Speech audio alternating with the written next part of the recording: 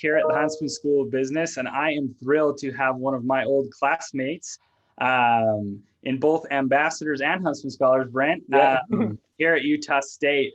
Brent, as you may have seen in the marketing material that went out for this Power Up Series event, is a marketing manager for American Express. Brent, rather than go through a detailed bio of you at the first, I feel like because the topic does cover the sort of weaving of a career path, it might be fun to kind of explore your path as we talk. So my first question I just want to start with is, going from a Huntsman student to now American Express, can you kind of take us through what steps have been along the way? Yeah, absolutely. I'm excited to be here and to share some of my thoughts on my own career. I definitely don't feel like I'm hopefully at the apex of my career, but I do hope that what I can share today can give some advice for current students as well as any alumni who might also be tuning in and can find some value out of some of the things I've learned across my career. The topic is about kind of the winding path. And I think sometimes as a college student, you're in a very prescriptive state. You do different requirements that lead to the next class, that lead to the next class, and then you get to graduation and suddenly it's this like blank slate. And I definitely felt that, and it's a bit of an open space where there's not any like specific career direction that you have to go. Yeah. And that can be such a unique thing. So definitely when I think about my career and to your point, I'll give a little bit, I have my like 1 minute pitch of like my career, but I'll be a little bit more expanded because I think as we talk today and as some of the other questions that we have and we'll go through in a little more detail with my own career, I think a little bit more background on how I ended up where I was will be helpful. So actually it starts with you and your brother Bo a little bit. And that's we'll get, there's a networking question I know that you have as well. Yeah. But I first started as an intern at the Huntsman School of Business after my sophomore year of college. And you and your brother Bo, my friendship with you provided the recommendation for that internship. I worked with Shar Gibbons on the Huntsman School website for about 1.5 years and actually served as the interim webmaster while Shar was on maternity leave, which was a fantastic experience. My last semester at Utah State, I actually ended up pivoting from working under Shara to reporting into Dave Patel, who at the time had just been put in as the new Dean of Students for the Huntsman School, and did some just different side projects for him. And one of those projects was actually putting together a proposal for what the Huntsman School of Business could do to recruit the best and brightest students, not only to Utah State, but specifically into business. Yeah. And I put that together, not with the idea that I would be the one later executing on those things. In fact, it was like the opposite, like, here, you can get somebody else to do all of these things. And like, I'm gonna be out of here and, go start my career. That's how it works, Brent. When you do such a good job, exactly. The boss is always gonna ask you to now implement it. Yeah, I know. I've now realized that. And thankfully, I got asked that because it was, a great opportunity to have a full-time position at the Huntsman School soon after graduation. And, as you mentioned, both you and I and Bo, and, we had experience doing recruitment with the Utah State Ambassador Program and going out to high schools. So again, it wasn't as if, I had built up a good resume and reference, not only working for the Huntsman School as an intern, but also having that direct experience, which again, look at as such like a value add that I lucked into that position in many ways. So sorry to interrupt you, but I remember we were writing a book and we actually used you as an example in someone who was very talented in getting involved. I don't remember any event or anything at the Huntsman School or with different big groups on campus where you weren't there, and I think that says a lot about who you were and probably still are in terms of opening those doors and networking and keeping all your doors open. Yeah, they say in college you can do 2 of 3 things, and that's sleep, grades, and like a social life and involvement. And I definitely did grades and social involvement. So I don't think I got many hours of sleep during my Utah State experience, but right. And I think that is one of the things that, current students tuning in can do is like trying to be as involved as possible, because it opens up those networking opportunities. It provides you that experience that, you're graduating from school. How do you don't have any like relevant full-time work experience. So what Yeah. can you draw on for those examples? And I think I'm, feel very fortunate to have been able to be involved and have the opportunities through the Huntsman School that really led to that full-time offer at the Huntsman School doing marketing and student recruitment. And the shift, I think, for me really happened as I neared graduation. What I realized is not often in your career do you really have the opportunity to start a brand new position and a new program that doesn't, or that didn't exist before. Yeah. And thought, here I am, being offered an opportunity or being asked to, apply for this potential opportunity for that type of experience at the beginning of my career. And that for me was really the deciding point of like, yeah, I'm going to stay in Logan. That wasn't my original plan. Have kind of that initial shift and pivot because this is just an opportunity that I can't pass up. And honestly, it was just a wonderful, wonderful experience. It was amazing to see so many students come into Utah State, to meet with their parents and them, and then just see them through my 4 years at Utah State really flourish and find their passion and become the people they are today. And there's many that I still keep in touch with, and it's fun to follow people's career paths that way as well, which is really great. Kind of, the word building just comes to my mind when I think about you, because in two contexts, you literally were helping a lot with the marketing of a new building, but you were also not afraid to build something new, right, for yourself. And so we've got, about 25 more minutes, and I want to make sure we get to all of this.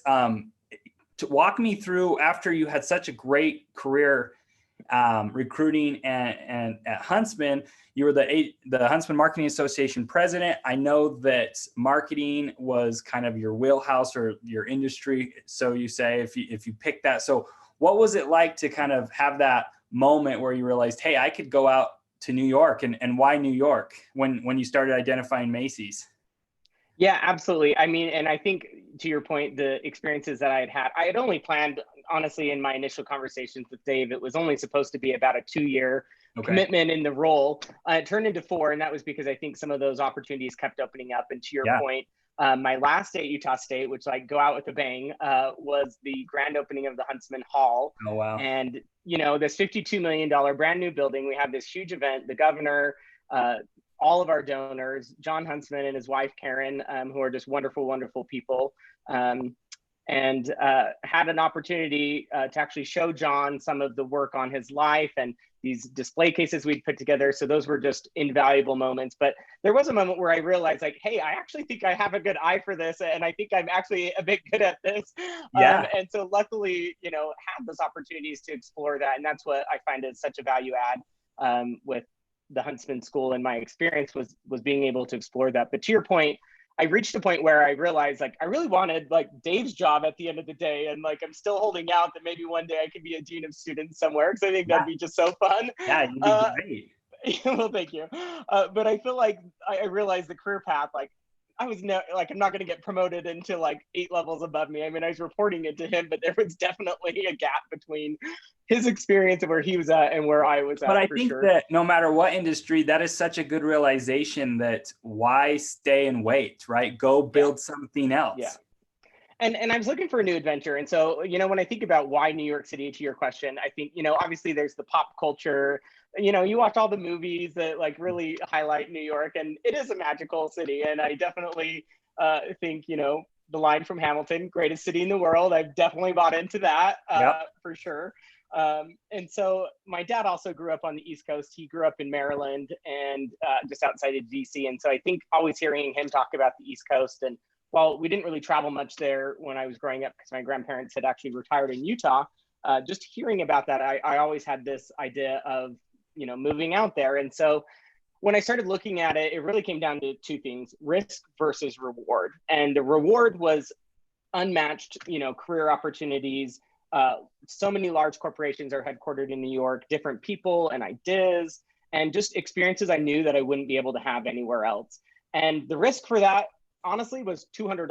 So when I think about, like, that's the average plane ticket one way from New York to Salt Lake. So I kind of went into it the mindset of like, even if I crash and burn and it just goes awful and I fail miserably, which was definitely a possibility, the most that it will cost me is maybe a bruise to my ego and $200 to get home back to Utah. Absolutely. And so I think that's for me what really pivoted that. And I think that it's such a great culture statement for what we're trying to do at the Huntsman School, and getting more students out of their comfort zone and exploring these opportunities when your paradigm shifts to the nation or even the world in terms of career opportunities, and not Ogden versus Salt Lake, right? Yeah, no, absolutely. And I credit honestly that to the Huntsman Scholar Program. And, at the time, the directors were Dr. Shannon Peterson and Dr. Stacy Hills, who really provided that opportunity. We traveled through Europe together. That was my first time really, I mean, I'd gone to Canada, but like really leaving the country, exploring new cultures and new opportunities. And that exposure honestly made me realize, like, I'm not limited to just the Wasatch Front. And I love Utah. I mean, Utah's a wonderful place. And, I'm from there. I grew up there. I visit there often. But knowing that there were other opportunities outside of, Utah and the Wasatch Front. So tell me about the networking that happened. How powerful has that been? I was just reading the other day about the Richard Montañez, he was a janitor at Frito-Lay. And he actually came up with the idea, called the CEO's office about flaming hot Cheetos. And he had a fourth grade education, and now he's the VP of multicultural sales for PepsiCo. Wow.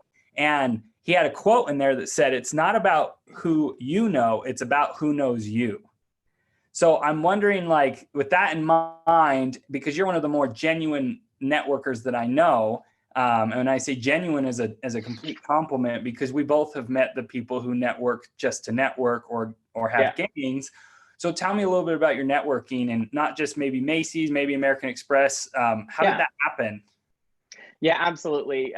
So I think honestly, it comes down to, I read a book, I think it was in high school, How to Win Friends and Influence People, and I highly recommend it. And what Dale Carnegie talks about in that book is these win-win scenarios, that you can have people do things for you, but also that they're win-wins for both of you. And I think that's when I think about networking, really it comes down to just genuine connections and genuinely being interested in other people. And I think, I'm definitely not the perfect person in this area all the time, but I do find if you are genuinely interested in someone's life story and their path, like, that connection is made. And that's what how I try to live my own life. I have been so fortunate to have some amazing other people who have helped me along the way.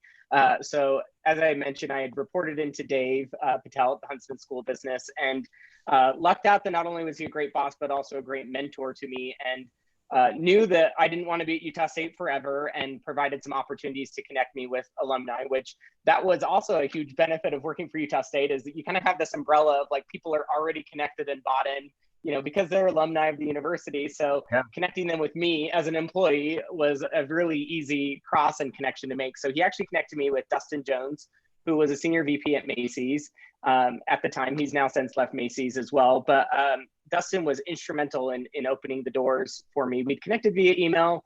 And then a few weeks after we had connected, he actually was on campus for an award. And so I spent the day, I went to the lunch with him and, took him around and hosted him. And at the end of the day, he said, "Hey, I know you were looking at New York. Like if you're serious about that, like, let me know and we'll make that happen." And honestly, that's what opened the door to Macy's and to New York. And I'm so grateful for that as I look back. When I think about kind of the shift from Macy's to American Express, similarly. So it's about, the communities that you build. And that's one of the advice I'd give when it comes to networking. It's trying to find those communities, whether it's through your church or through your coworkers or through people you meet at the gym, or a Reddit group or a LinkedIn group, or I'll put a plug in for the Alumni Association. I'm the New York City chapter alumni president. So I'm a big proponent of joining your local Utah State Aggies chapter and connecting, because those communities are where you have access to that. And when I was looking for opportunities to, new opportunities specifically at American Express, because I had, seen a lot of wonderful things about how they value their employees. I was a very passionate American Express card holder. My first credit card was the American Express Gold Delta card, and I love that card. And I still have the platinum version of it. And so I was looking for a company that like matched my values, and obviously a global brand. So from a marketing perspective was great.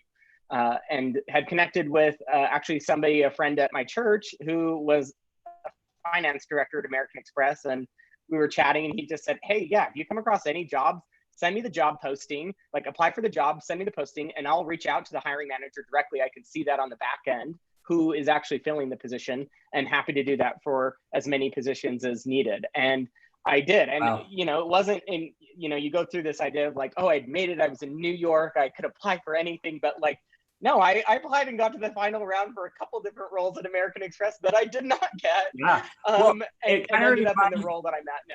It reminds me of the adage, like, I can help you get into the box, but you still have to swing the bat, and I think that, knowing you, people who meet you and know that genuine kind of Brent that I know, it's easy to say, yeah, I'll definitely connect you, but it takes years to build that reputation and that kind of that personality, I guess. And that's what we're hoping to have in terms of our culture.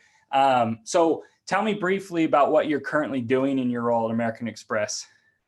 Yeah, absolutely. So right now I'm on our corporate card marketing team. So I manage all the marketing and communications that go to our 3.2 million corporate card members here in the US. So It's exciting because about 60% of the Fortune 500 companies have the American Express corporate program. And what that means is that as their employees are traveling for work or business, in many cases, they're mandated to use our card product as they bill those business expenses. And then they're not having to put them on their personal card and wait to get reimbursed. And the amazing thing about that is it's really fun because the challenge is, how do you get people excited about a product that they didn't pick to have?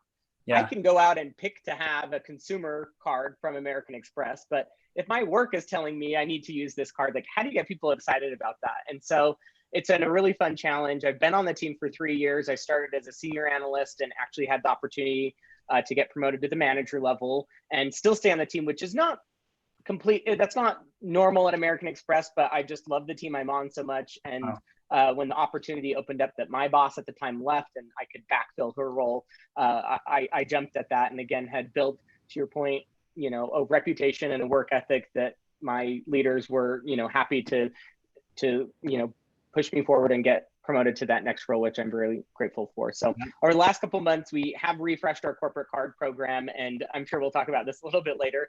And so we had this huge rollout plan for what we would do throughout the balance of 2020 about all these new benefits. We partnered with Uber and Hilton and Clear, and now suddenly all these travel companies that we're like having to pivot and like make adjustments to our strategy. And what can we do to still inject value to our corporate card members? Oh yeah, absolutely. Well, let's end with asking you about that, and then I've got a student question here. We're almost at our 20 minutes, but it's okay if we go over. Okay. So essentially, you're working from Utah right now. Yes. We're chatting kind of casually before this started about, the deaths we're seeing total in Utah were almost daily in New York, and American Express has gratefully given you the opportunity to work remotely through the end of the year, at least it sounds like. Talk to me a little bit about kind of, these times right now and how that's impacting you. Yeah, definitely. I mean, I feel so grateful to work for a company, American Express.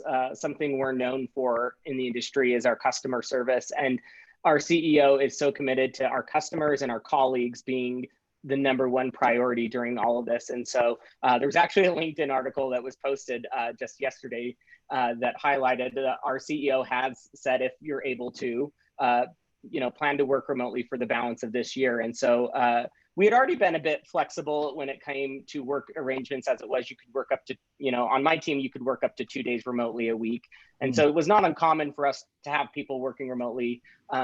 Working remotely full-time is a whole different thing. And when I got looking at, opportunities of where I could be the safest, coming back to my parents' house in Utah made just sense. And so my team's been awesome. My director's been great of being able to still work New York hours, get all of my projects done, but do it where I feel most safe and comfortable. And, a company, obviously we have employees all across the globe. And so it's, not necessarily a huge impact of, if I'm going to work remotely, just making sure I'm getting my stuff done wherever I'm at. And so it seems like, we're always quick as people to jump to extremes, right? It's fully online or fully face-to-face, whether it's the university classes, or in your case, fully remote work or not. But there's really a good in-between balance that it seems like striking could be a win-win for everybody.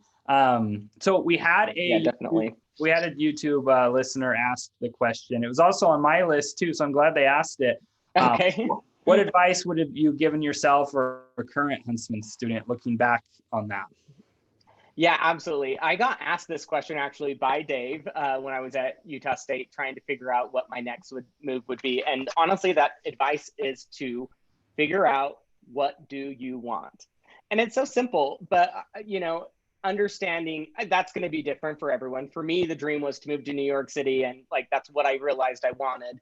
And at different points, it's been different things. Once I was in New York City, it was more about pivoting from financial planning where I'd been at Macy's to back to marketing where I had could get more back into that creative aspect and work for a company that I really believe in and have some of those opportunities. So it shifts through time, but if you can identify what you want, be it an internship or a full-time offer, or even like for your next year, you don't need to have, it's helpful if you have like an idea of a 10-year plan, but it doesn't need to be that. It just needs to be like, what do you want? Because once you've identified that, then you can come to someone like me, an alum or a mentor or a friend, and get advice. Until you know what you want, there's really not a lot of help I can do. And I feel like every year I experience this. We have students that come from Utah State out to New York on career exploration trips, and I either host them at American Express, hosted them at Macy's, or meet up with them at some point. And every time I have one or two students are like, oh yeah, I think maybe New York would be a really fun career, opportunity. And I'm like, okay, well, like if you think it might be a cool career opportunity, like you're never going to end up out here. Like if you want it, then you will make it happen, or do your best to try to make that happen. And so I think when I look back, that's the advice that I would give myself is I fell into so many things. Luckily, I feel like through Huntsman Scholars and ambassadors, like I worked and I had to put in effort for those things, or even my job at Utah State, I didn't really know what I wanted. And so luckily I had some of those opportunities come up that I was like, oh wait, that is what I want, and was able to take advantage of them. But if I think I could go back and do anything different, I would try to be more decisive about like, what is it I want? What is it that I can, that I want to see happen with my career or with the job opportunities? And again, whether it's New York, whether it's Salt Lake you want to be at, whether it's this company or that company or LA or DC, like, it's going to be different for every person. And there's a lot of factors that go into like why that's different for each person. But I think if you can get down to that root of like, what is it you really want? Then others can help you to try to make it a reality. And that's what there are. I try to pay it forward as much as, I've been so lucky to have those networking opportunities and people that have really, I feel like just kind of like pulled me along. And so if I can help to do that for others, that is absolutely something I'm more than happy to do. Send me a LinkedIn message, connect. I accept almost every person that requests me on LinkedIn because I went to a conference once that told you that you should do that.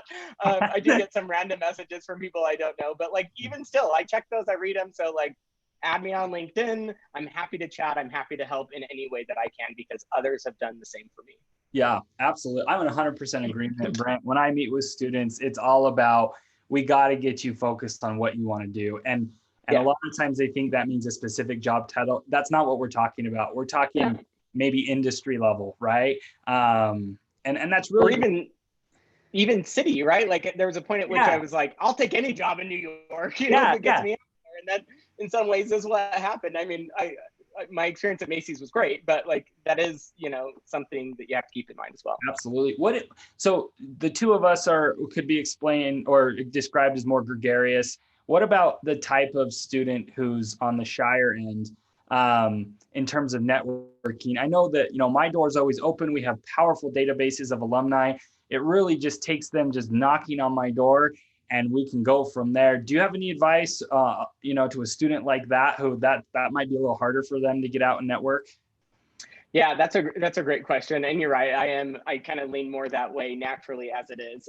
So which does make that easier. I would say it does take practice. So even if you're not more naturally inclined that way, like you need to be able to have small chit chat with people, because you'll find even when you get into the workforce, like you'll have opportunities, all the time. At my current job, we'll go out for drinks or, food or whatever it might be. And you have to be able to connect with people. So even if you are more introverted, I have a lot of friends who are sociable introverts is what I would call them. And, and are really skilled at conversation and connecting with people, even though they're not maybe as gregarious or as outgoing or loud, honestly, as I sometimes am.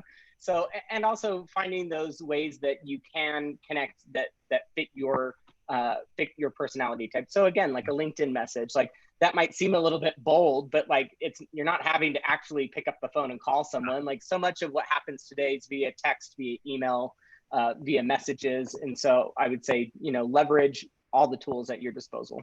Yeah. Okay. So last question for you, Brent. This came from the feed as well. What hard skills, we're trying to have a focus, technology is ever changing. It's so much different now for students than you and I were here. Even just having advanced Excel is like our base level now. And so now we're looking into things of platforms, whether it's Tableau or Power BI. I mean, you name the major, there's different software platforms, but what would you say are a couple hard skills that you think Huntsman School graduates absolutely need? Like we said, industry really doesn't matter. It's helpful if you want to narrow, but whether you're getting hired into finance at Macy's or marketing at American Express, there's a certain skill set that you need. And we've talked a lot about maybe more of the soft skills, but what about those hard skills that you think a Utah State graduate would just get eliminated for in an application process if they just didn't have?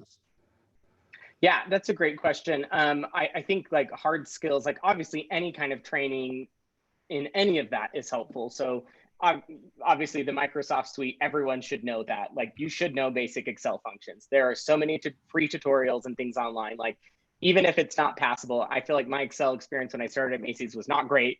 By the time I left there, I'm doing all sorts of formulas that I didn't even know existed when I started. So there is some of that any job you go to, there will be on-the-job training that will be specific to that. So I think any types of trainings that you can have in Salesforce, in any of these data platforms is great. I wouldn't say that they're prerequisites because I do think most companies are very understanding that, especially as a undergraduate going into their first role, you may not have every skill set under the moon, but there are some of those basic ones. But I would say more than anything, I think there's two things that I view as like such indicators of success. The first is really when you boil down what most of us do, at the end of the day, it's mostly responding to emails and managing projects. So I think anything you can do to showcase project management. And the second one is follow through, because if I know that I can count on you and that you're going to do the project, that makes all the difference. And that can be a bit hard to showcase on a resume because you're right, it's not maybe necessarily like it's kind of a quasi in between of like a hard skill, like, oh, I took this training versus, a work ethic or something that you can do. But I think from my perspective, those are two things. If you can have good project management skills, whether it's finance, whether it's marketing, whether it's HR, like you're managing projects, you're having conversations with people, you're being asked to do things. So if you can manage that effectively, communicate that up to your leaders, and then have that follow through, I think that can make such a difference. That's such good advice, Brent. So is there anything that you came prepared for to want to talk about that I didn't give you the opportunity to say or want to talk about? We got 2 more minutes. Is there something that, you would want to end with that you prepared? So I don't have like this formally prepared, but it is something I do always share with Utah State students when they come out to New York City. And that is, I obviously now have the opportunity to work with a lot of people who go to very prestigious colleges and universities. My current director went to Cornell. She's absolutely fabulous. I have friends that went to Wharton and NYU and Columbia, and they're amazing individuals. And those schools do such a great job of preparing those students for success. But what I've also found is that my education at Utah State equally prepared me as well. And I do feel like when the Huntsman family donated the initial $25 million to the Huntsman School, John Huntsman's goal was that Huntsman students would be able to compete with the best and brightest anywhere in the world. I think what the opportunity is for us at Utah State and Utah State alumni is that those other schools have networks that are so built out, and we're trying to do that with Utah State. We have many Aggies in the New York City area, but our networks just aren't as deep as some of these other schools. And that's where I think the opportunity is. But I think have confidence in the education and the skill sets that you're gaining at the Huntsman School and at Utah State. Because for me, I feel like I've been equally prepared and equally competitive as a candidate compared to the peers that I work with who did go to some of those prestigious universities and schools. And so you definitely take advantage of all those opportunities with extracurricular work and other projects and programs that are offered during school.